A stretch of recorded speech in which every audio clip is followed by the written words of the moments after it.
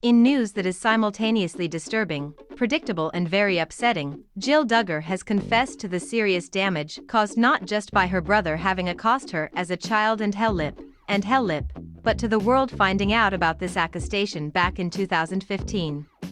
Way back in 2017, sisters Jill, Jessa, Jinger and Joy-Anna sued the City of Springdale, police department employees and other defendants for invasion of privacy.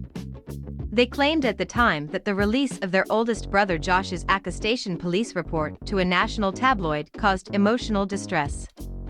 If you recall, In Touch Weekly broke the news 7 years ago about Josh's misdeeds when it came to his sisters and other young girls and Josh has since admitted to inappropriately touching them when he was a teenager and it did so after getting its hands on the aforementioned police report. The Duggar women subsequently filed legal papers to try and punish officials who released this report.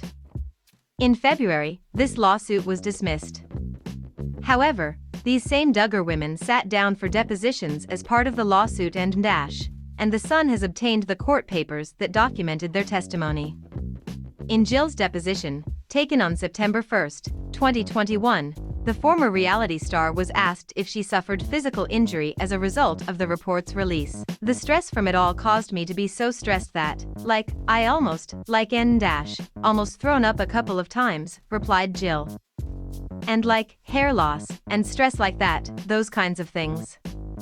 Jill and who is pregnant with her third child and did not seek treatment for the physical symptoms, although she did see a therapist and said on record, "I believe it's good for anyone." For her part, Jessa Duggar also spoke in a deposition about the aftermath of the report being released. "It's kind of like you get injured and it bleeds and you bandage it," Jessa said of the way it affected her, according to The Sun, "and you're never quite the same, but you do get a scar eventually." Unlike her sibling, Jessa did not seek professional assistance.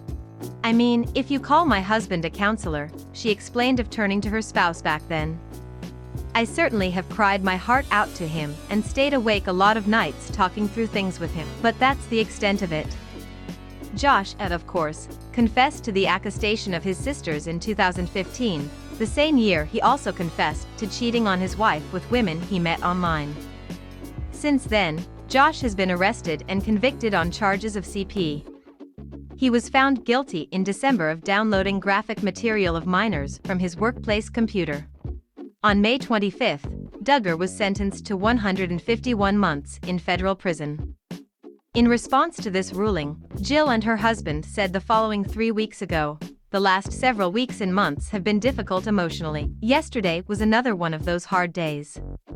We are neither rejoicing nor disappointed by the sentence, but we are thankful it's finally over." The Bible clearly states that God effects justice and vengeance through the governing authorities. Though some believe Josh should have received a greater sentence and still fewer believe he should have received a lighter sentence, God has carried out his vengeance today for his unspeakable criminal activity. Until now, he has yet to be held accountable to the extent necessary to cause change in his dangerous pattern of behavior.